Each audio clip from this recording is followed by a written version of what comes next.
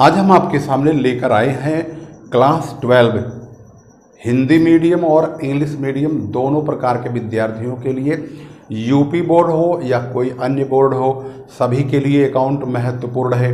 और इसमें UP board में अब की बार जो सिलेबस रखा गया है उसमें एक नया चैप्टर जोड़ा गया है और वह चैप्टर है फाइनेंशियल स्टेटमेंट्स एनालिसिस यानी कंपैरेटिव स्टेटमेंट्स, जिसमें आप देख रहे हैं क्लास 12 हमने लिखा है फाइनेंशियल स्टेटमेंट्स एनालिसिस यानी कंपैरेटिव स्टेटमेंट्स, वित्तीय विवरणों का विश्लेषण या तुलनात्मक विवरण। इस चैप्टर को हम पढ़ेंगे। यह सभी बच्चों के लिए बिल्कुल न्यू चैप्टर है। वैसे तो 3-4 चैप्टर नए जोड़े गए हैं, जिसमें से सभी बच्चों को यह बहुत जानना जरूरी है कि जो उनके सिलेबस में नए चैप्टर्स आए हैं उसकी वीडियो आपके पास हमने पहले ही डाल दिया है। यूट्यूब पर आप प्लेलिस्ट का प्रयोग करके या धीरज सर कॉमर्स क्लासेज चैनल पर जाएंगे, वहाँ पर आपको मिल जाएगा कि कक्षा 12 में यानी क्लास 12 में इस बार किस सिलेबस को पढ़ना होगा और किसको छोड़ना होगा, यह उस वीडियो में मौजूद है। अब आपको हम यह नया चैप्टर बताने चल रहे हैं जिसका नाम अभी अभी हमने आपको पढ़ के बता दिया है। किसी भी चैप्टर को शुरू करने के लिए, उसके न्यूमेरिकल प्रॉब्लम को जानने के लिए उसका थ्योरेटिकल अध्ययन करना बहुत ज़रूरी है। इसलिए इस चैप्टर के न्यूमेरिकल प्रॉब्लम्स को सॉल्व करने से पहले हमने ये सोचा कि आपको इसके न्यूमेरिकल प्रॉब्लम को पहले नहीं सॉल्व करेंगे, बल्कि हम इसकी थ्योरेटिकल प्रॉब्लम यानी इस चैप्टर के बारे में बताएंगे, जिससे कि आपको यह चैप्टर समझने में बहुत ज़्यादा हेल्प मिलेगी और आप यह भी जान जाएंगे कि इस चैप्टर में हम किन बिंदुओं पर बहुत ज़्यादा ध्यान देने की हमें ज़रूरत है और हमें समझते समय ऐसे कौन कौन से पॉइंट्स हैं जिस पर हमें इस चैप्टर में अधिक ध्यान देना होगा और उसी पर ही फोकस करना होगा, जिसके अकॉर्डिंग हमारी न्यूमेरिकल प्रॉब्लम बहुत अच्छी तरह सॉल्व होती चली जाएगी। तो सबसे पहले यह जानना जरूरी है कि इस चैप्टर में इसका मतलब क्या है। वित्तीय विवरणों का विश्लेषण, इसका मतलब क्या है। वित्तीय विवरण यानी धन संबंधी जितने भी लेन देन होते हैं उनको अच्छी तरह से विश्लेषित किया जाए, यानी उसका विस्तार पूर्वक अध्ययन करना ही विश्लेषण करना कहलाता है। फिर आगे आ जाता है तुलनात्मक विवरण। तुलना यानी कंपेयर करना, एक साल का दूसरे साल की इनकम से, खर्चों से, प्रॉफिट यानी टैक्स वगैरह जितने भी चीज़ें हमारे सामने प्रॉफिट एंड लॉस से लेकर के इनकम टैक्स पेमेंट तक होती हैं, उन तमाम चीज़ों के बारे में हम यहाँ पर कंपेयर करेंगे, यानी पिछले साल और इस साल के बीच में आखिर कितना गैप रहा है, क्या क्या चीज़ें बदल गई हैं, कितना उनके बीच में डिफरेंसेज पाए गए हैं, उस पर भी अध्ययन करना तुलनात्मक विवरण कहलाता है। अब हम इसको एक सटीक डेफिनेशन में समझेंगे कि आखिर इसका मतलब क्या है। तो इसके लिए प्रमुख विद्वान जिसमें आप देख रहे हैं फिनले एंड मिलर, इन्होंने कहा है फाइनेंशियल स्टेटमेंट यानी फाइनेंशियल एनालिसिस जो है consist in separating facts according to some definite plans, arranging them in groups according to certain circumstances, and then presenting them in a convenient and easily readable and understandable form.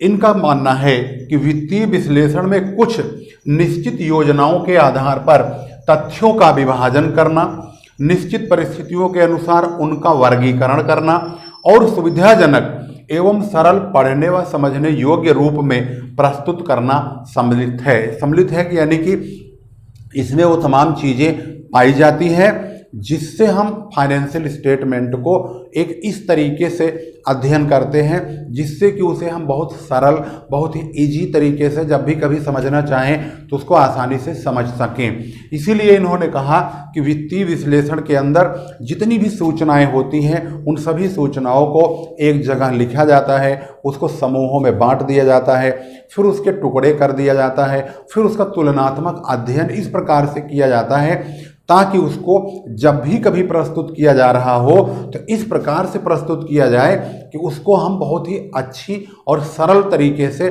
आसानी से समझ सकें। इसी को ही वित्तीय विवरणों का विश्लेषण कहते हैं। अब हम बात करेंगे इसके न्यूमेरिकल प्रॉब्लम के बारे में। अब न्यूमेरिकल प्रॉब्लम आपके सामने किस प्रकार से आएगी यह भी जानना बहुत ज़रूरी है कि इस चैप्टर में हम अगर इसका अध्ययन कर रहे हैं तो इसके अध्ययन करने का मुख्य उद्देश्य क्या है। अब हम चलते हैं इसके उद्देश्यों की ओर, यानी ऑब्जेक्टिव्स ऑफ फाइनेंशियल एनालिसिस। वित्तीय विश्लेषण के क्या उद्देश्य हैं। इसमें मुख्य तौर पर 5 प्रकार के उद्देश्यों की पूर्ति फाइनेंशियल एनालिसिस से हो सकती है। पहला है विनियोजित पूंजी की लाभ की स्थिति।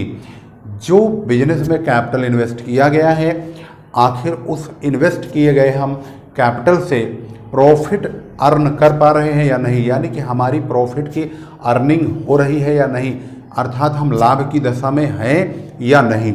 इसका पता इस स्टेटमेंट से, इस एनालिसिस से पता चल जाएगा। यानी पोजीशन ऑफ प्रॉफिट और इन्वेस्टमेंट ऑफ कैपिटल आसानी से हम इस फाइनेंशियल एनालिसिस से कर सकते हैं। दूसरा उद्देश्य है व्यवसाय के विभिन्न विभागों को मूल्यांकित करना। Valuation of different departments of business.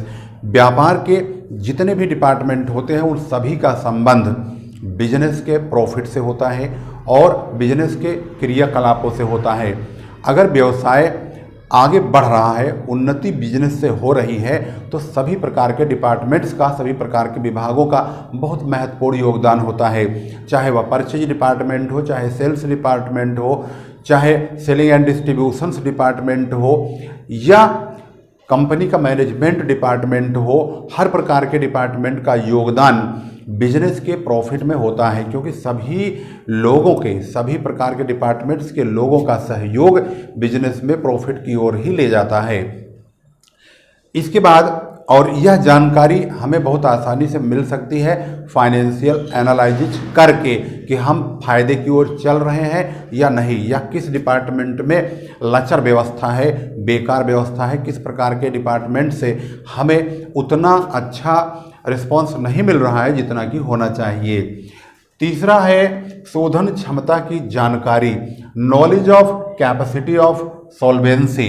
कोई भी बिजनेस जब चलाया जाता है, कोई भी व्यापार जब किया जाता है, तो हर प्रकार के व्यापार में तो नहीं कह सकते, किसी किसी व्यापार में लोगों को, बिजनेसमैन को बाहर से लोन लेने की ज़रूरत पड़ जाती है, यानी कुछ पैसा उनको बाहर से लेना पड़ता है लोन के रूप में। अब यह देखना बहुत ज़रूरी है कि क्या बिजनेस में बिजनेसमैन या व्यापार इस पोजीशन में है कि वो उस कर्ज को चुका पाएंगे या नहीं चुका पाएंगे। अगर चुका पाएंगे या नहीं चुका पाएंगे, उनकी जो क्षमता है उसकी जानकारी फाइनेंशियल स्टेटमेंट से ही मिलती है, यानी वित्तीय विश्लेषण करके ही प्राप्त की जा सकती है। चौथा उद्देश्य है तुलनात्मक अध्ययन, यानी कंपैरेटिव स्टडी। कंपैरेटिव स्टडी जैसे कि उसका नाम है तुलनात्मक अध्ययन, तो वित्तीय विश्लेषण के द्वारा हम तुलनात्मक अध्ययन करते हैं कि पिछले साल हमारी पोजीशन क्या थी और आज के समय हमारी पोजीशन क्या है। यानी पिछले साल हमने कितना माल बेचा था और इस साल कितना बेच रहे हैं, कितना हमने माल खरीदा था, इस साल कितना खरीद रहे हैं, कितने हमारे खर्चे पिछले साल हुए हैं, इस साल कितने हुए हैं। उन दोनों के बीच का जो अंतर निकाला जाता है उसे को ही हम कंपैरेटिव बोलते हैं, यानी उसी को ही कंपैरेटिव एनालिसिस या कंपैरेटिव स्टेटमेंट बनाया जाता है उसके द्वारा। तो उसको भी हम इसमें एनालाइज करते हैं, उसका विश्लेषण भी इसी स्टेटमेंट के द्वारा होती है जिसे हम वित्तीय विश्लेषण कहते हैं। उसका अध्ययन भी आसानी से हम यहाँ पर करते हैं। इस प्रकार से इस उद्देश्य की भी पूर्ति वित्तीय विश्लेषण के द्वारा यानी फाइनेंशियल एनालिसिस करके मिल सकती है। पांचवा उद्देश्य है व्यवसाय के भविष्य का पूर्वावलोकन, यानी future forecasting of business. Business हमारा आगे फ्यूचर में बिजनेस आगे बढ़ पाएगा या नहीं बढ़ पाएगा। कब बढ़ पाता है, जब हम फायदे में होंगे तो बढ़ेगा, लॉस में होंगे तो वहीं ठप हो जाएगा। ये पता कैसे चलेगा कि हम फायदे में हैं और बिजनेस हमारा फ्यूचर तक आगे भी बढ़ता चला जाएगा। यह पता लगता है वित्तीय विश्लेषण करके, यानी फाइनेंशियल एनालिसिस करके ही हम अपने व्यापार के बारे में जानकारी ले सकते हैं कि उसका फ्यूचर क्या है, फ्यूचर में वह उन्नति कर पाएगा या नहीं कर पाएगा। उसके बारे में आज ही पता हम लगा सकते हैं और वह पता लगा सकते हैं फाइनेंशियल एनालिसिस के द्वारा।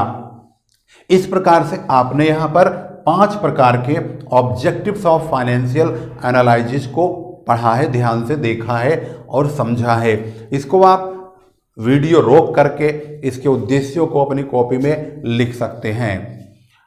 अब हम बात करेंगे लाभ के बारे में, यानी फाइनेंशियल एनालिसिस का अध्ययन करके हम किस प्रकार के फायदे को छू सकते हैं, यानी इसको अध्ययन करके किस प्रकार का फ़ायदा उठा सकते हैं या उठाते हैं या फ़ायदा होता है, यानी एडवांटेज ऑफ फाइनेंशियल एनालिसिस। तो एक एक करके उसको भी समझ लेते हैं और फिर हम बढ़ेंगे इस चैप्टर के न्यूमेरिकल की ओर। तो इस भाग में हम सिर्फ थ्योरी को कवर करेंगे, सेकंड पार्ट में हम इसका न्यूमेरिकल कवर करेंगे, यानी इसके न्यूमेरिकल की प्रॉब्लम्स को कवर करेंगे और इजी टू हार्ड वे में चलेंगे, यानी सबसे पहले हम आपको एग्जाम्पल के आधार पर समझाएंगे। जब बेसिक आपका कंसेप्ट जो है कंसेप्ट क्लियर हो जाएगा तब हम न्यूमेरिकल प्रॉब्लम की ओर, अनसॉल्व्ड के न्यूमेरिकल प्रॉब्लम की ओर बढ़ेंगे, यानी कि सबसे पहले हम आपको एग्जाम्पल के बारे में समझाएंगे जिससे आपको नॉलेज हो जाए। इसके बाद हम अनसॉल्व्ड प्रॉब्लम को लेंगे और अनसॉल्व्ड प्रॉब्लम को जब सॉल्व करेंगे तो बहुत ही बेहतरीन तरीके से आपको आसानी से समझ में आ जाएगा। अब हम बात करेंगे एडवांटेज या importance of analysis of financial statements के बारे में। तो ध्यान से देखिए, वित्तीय विवरणों के विश्लेषण का महत्व अथवा लाभ। महत्व और लाभ दोनों एक ही होता है, यानी वित्तीय विश्लेषण करने के बाद किस प्रकार के लाभ प्राप्त होते हैं उसको हम यहाँ पर समझेंगे फाइनेंशियल एनालिसिस के द्वारा। पहला है प्रबंधकों के लिए महत्व, मैनेजमेंट के लिए सबसे ज़्यादा फायदा होता है। इम्पोर्टेंस टू मैनेजमेंट, इसका मतलब होता है जब फाइनेंशियल एनालिसिस होता है इसके द्वारा कंपनियों को बिजनेस में इस बात का संकेत मिलने लगता है कि बिजनेस में उनको फ़ायदा हो रहा है या पहले की अपेक्षा वो आज के समय में कितना ज़्यादा फ़ायदे में चल रहे हैं या नुकसान में चल रहे हैं। अगर नुकसान में चल रहे होंगे तो आने वाले फ्यूचर के लिए कोई नया प्रोजेक्ट नहीं लॉन्च करेंगे। अगर फ़ायदा होगा तो कंपनी में नए नए प्रोजेक्ट्स और लॉन्च होंगे और कंपनी आगे एक नया प्रोजेक्ट लॉन्च कर सकती है, कुछ नए प्रोजेक्ट के बारे में या नए प्रोडक्ट के बारे में प्लानिंग कर सकती है, यानी और योजनाओं पर भी पैसा उनका लग सकता है अगर बिजनेस में फ़ायदा होगा तो। दूसरा है विनियोजकों के लिए महत्व। विनियोजकों के महत्व क्या होगा? Importance to investors. विनियोजक कौन होता है? विनियोजक वो लोग होते हैं जो इस बिजनेस में पैसा लगाए हैं, चाहे उनका पैसा डायरेक्ट लगा हो या इनडायरेक्ट लगा हो, लेकिन वे कंपनी के इन्वेस्टर कहलाएंगे। उनको भी बिजनेस के अंदर फाइनेंशियल एनालिसिस की ज़रूरत है। हम भी अगर कहीं पैसा लगाते हैं तो जहां लगाते हैं हमारी नज़र बार बार उस चीज़ पर होती है कि जहां पैसा लगाया है कहीं डूब तो नहीं जाएगा। इसी प्रकार से जो भी बिजनेस में अटैच होता है, जिन्होंने चाहे पैसा डायरेक्टली इन्वेस्ट किया हो या इनडायरेक्टली इन्वेस्ट किया हो, उनकी नज़र इस कंपनी के, इस बिजनेस के, इस व्यापार के ऊपर पूरी तरह से टिकी होती हैं और वो बार बार इस प्रकार की जानकारी लेने की कोशिश करते हैं कि जहां पर हमने पैसा लगाया है वहां की क्या पोजीशन है, वहां की क्या स्थिति है, क्या वो बिजनेस जहां पर पैसा लगा है वो फ़ायदे में है। अगर फ़ायदे में होगा तो इनको फ़ायदा मिलेगा, अगर वहां घाटा होगा तो इनका पैसा अपना डूबता हुआ नजर आएगा। इसलिए इस बारे में जानकारी लेने का कार्य भी इनके लिए बहुत महत्वपूर्ण होता है कि वे भी बिजनेस के बारे में फाइनेंशियल एनालिसिस की जानकारी कंटिन्यू करते रहें। इसके बाद है तीसरा, बैंकिंग संस्थानों के लिए महत्वपूर्ण। Importance to banking institution. Importance to banking institution, इसका मतलब होता है बैंकिंग संस्थाएं आखिर बिजनेस के बारे में फाइनेंशियल एनालिसिस क्यों करना चाहती, क्यों समझना चाहती हैं, क्यों उनको इस प्रकार की नॉलेज चाहिए कि भाई फलाने बिजनेस में क्या पोजीशन है, उनको फ़ायदा हो रहा है या नुकसान, आखिर वो क्यों जानना चाहते हैं? इसलिए क्योंकि बैंकिंग संस्थाओं का भी मोटा पैसा इन बिजनेसेज में लगा होता है। जब कोई बिजनेसमैन व्यापार करता है, शुरू करता है, तो उसको बाहर से भी पैसा लेना पड़ता है। जाहिर सी बात है पैसा लेने का सबसे बड़ा साधन बैंक ही है। अगर बैंक से कोई व्यक्ति विशेष या बिजनेसमैन लोन लेता है तो बैंक वालों की भी नज़र उस बिजनेस के स्टेटमेंट पर होती है कि आखिर यह बिजनेस जहां पर हमारा इतना मोटा पैसा लगा है अगर इसको फ़ायदा होगा तो ये हमारे ब्याज चुका पाएगा, हमारे मूलधन चुका पाएगा। अगर इस बिजनेस में घाटा होगा तो इसका मतलब यह बिजनेस डूब रहा है और हमारे पैसे भी डूब जाएंगे। इसलिए बैंकों को यानी बैंकिंग संस्थाओं को भी बिजनेस के बारे में फाइनेंशियल एनालिसिस की जानकारी होना बहुत ज़रूरी है। वैज्ञानिक प्रबंध को बढ़ावा, इसका मतलब होता है जब बिजनेस में फाइनेंशियल एनालिसिस होता है तो इसके लिए एक टीम गठित की जाती है जो फाइनेंशियल एनालिसिस करती है। वह अकाउंट डिपार्टमेंट की ही होती है और वो इस बात का संकेत देते हैं जब एनालिसिस के द्वारा फायदे के संकेत मिलते हैं तो जो मैनेजमेंट होता है वह अपने मैनेजमेंट जो डिपार्टमेंट होता है मैनेजमेंट का वो कुछ नए नए शोध करता है, नए नए मैनेजमेंट के आयामों को, नए नए मैनेजमेंट के टेक्निक को बढ़ावा देता है और वह जो टेक्निक होती है वो साइंटिफिक टेक्निक से ही अपनाई जाती है जिसके द्वारा बिजनेस को और आगे उन्नति के रास्ते पर ले जाया जा सकता हो। इस प्रकार से वैज्ञानिक प्रबंध को बढ़ावा मिलता है और जो प्रबंधन कार्य है वो वैज्ञानिक तरीके से शुरू कर दिया जाता है। सरकार के लिए महत्व, इम्पोर्टेंस टू गवर्नमेंट, गवर्नमेंट के लिए फायदा क्यों, गवर्नमेंट के लिए महत्व क्यों। सरकार ऐसी संस्थाओं को बंद करने का आदेश दे देती है जिन संस्थाओं से, जिन बिजनेस से, जिस कंपनियों से फायदा नहीं होता है क्योंकि उसमें धन जनता का लगा होता है। अगर जनता के पैसे लगे हैं तो सरकार को ना तो टैक्स मिलेगा न जनता को फायदा मिलेगा। ऐसी बहुत सारी कंपनियां हैं जो डूब चुकी हैं, जनता का पैसा बर्बाद हो चुका है। तो समय रहते अगर उनको बंद कर दिया जाए तो आगे उसमें लॉस नहीं होगा। अगर उसको आगे भी जारी रखा जाए तो उसमें बहुत ज़्यादा जन की क्षति, धन की क्षति, समय की क्षति हो सकती है। इसलिए सरकार के लिए यह बहुत ज़्यादा फाइनेंशियल एनालिसिस की ज़रूरत होती है जानने की कि इस बिजनेस में क्या चल रहा है। कर्मचारियों के लिए महत्व, इम्पोर्टेंस टू एम्प्लॉयज, कर्मचारी कौन, कर्मचारी वही जो बिजनेस में काम कर रहे होते हैं। हर प्रकार का कर्मचारी यह जरूर जानने की कोशिश करता है जिस कंपनी में, जिस बिजनेस में वो जुड़ा हुआ है वहाँ पर वहाँ की पोजीशन क्या है, उसका फ्यूचर क्या है। अगर वहाँ फ़ायदा होगा तो उसका फ्यूचर ब्राइट होगा, अगर वहाँ नुकसान होगा तो उसका फ्यूचर डार्क हो जाएगा। क्यों? क्योंकि अगर वहाँ पर अगर फ्यूचर डार्क होने की वजह होगी वहाँ का लॉस। अगर बिजनेस में बार बार घाटा होगा तो आने वाले समय में कंपनी 1-2 साल में ठप होने वाली है। इसका मतलब जब बिजनेस ठप हो जाएगा तो वह एम्प्लॉय भी वहाँ नहीं जा सकता है और उसको भी काम करना ठप करना पड़ेगा और वह भी घर बैठ जाएगा और अनएम्प्लॉयड यानी बेरोजगारी को बढ़ावा मिलेगा। इस प्रकार से कर्मचारियों के लिए भी यह जानना बहुत ज़रूरी हो जाता है कि वे भी फाइनेंशियल एनालिसिस के बारे में नॉलेज रखें। इसलिए यहाँ पर आपने देख लिया है 5 प्रकार के फायदे, 6 प्रकार के फायदे वित्तीय विवरणों के विश्लेषण से होते हैं जिसका महत्व और लाभ दोनों एक ही है। अगर आपके प्रश्न में महत्व शब्द आए तो भी आप इन 6 पॉइंट्स को लिखेंगे, अगर लाभ शब्द आए तो भी आप इन्हीं 6 पॉइंट्स को लिखेंगे। यानी एडवांटेज एंड इम्पोर्टेंस दोनों सेम ही होते हैं। कुछ जगहों पर अगर आप मान लीजिए आप एडवांटेज नहीं लिख पा रहे हैं, आपको ऑब्जेक्टिव्स के पॉइंट्स याद हैं तो आप एडवांटेज की जगह पर अगर पॉइंट नहीं याद है तो ऑब्जेक्टिव्स के पॉइंट भी लिख सकते हैं। ऑब्जेक्टिव्स भी इम्पोर्टेंस और एडवांटेज का ही हिस्सा होते हैं। यहाँ पर आपने इस प्रकार से फाइनेंशियल एनालिसिस के बारे में यानी कि फाइनेंशियल एनालिसिस अर्थात कंपैरेटिव स्टेटमेंट के बारे में थ्योरेटिकल 3 चीज़ों को समझा है। पहला, इसकी मीनिंग क्या है, दूसरा इसका ऑब्जेक्टिव क्या है, तीसरा इसका एडवांटेज या इम्पोर्टेंस क्या है। इस वीडियो में हम सिर्फ थ्योरेटिकल इन्हीं 3 बिंदुओं को ही स्टडी करवाने आए थे और हमने आपको स्टेप बाय स्टेप बताया है, समझाया है। हिंदी हो या इंग्लिश हो ये मायने नहीं रखता है, मायने रखता है वह अंडरस्टैंडिंग क्षमता, वह समझने की क्षमता जो आपके दिमाग में जा रही है। अगर आपने उसको अच्छी तरह से समझा है तो आप इसको अपने शब्दों में भी लिख सकते हैं। जरूरी नहीं कि इसको रटा जाए, रटिए मत, रटने के बजाय आप समझने की कोशिश कीजिए। समझने के बाद अगर आप इसको अपने शब्दों में भी लिख देंगे, बयान कर देंगे तो भी आपको नंबर उतना ही मिलेगा जितना रट के लिखेंगे। रट के लिखने में आप भूल जाएंगे, लेकिन समझ के लिखने में आप अगर समझ जाएंगे तो बहुत ज़्यादा लिख पाएंगे। इस प्रकार से आपने यहाँ पर तीनों पॉइंट कवर किया है। हम इसके पार्ट 2 में इसकी न्यूमेरिकल प्रॉब्लम्स विद एग्जाम्पल लेकर आ रहे हैं बहुत ही जल्द। तब तक के लिए नमस्कार, जय हिंद, जय भारत।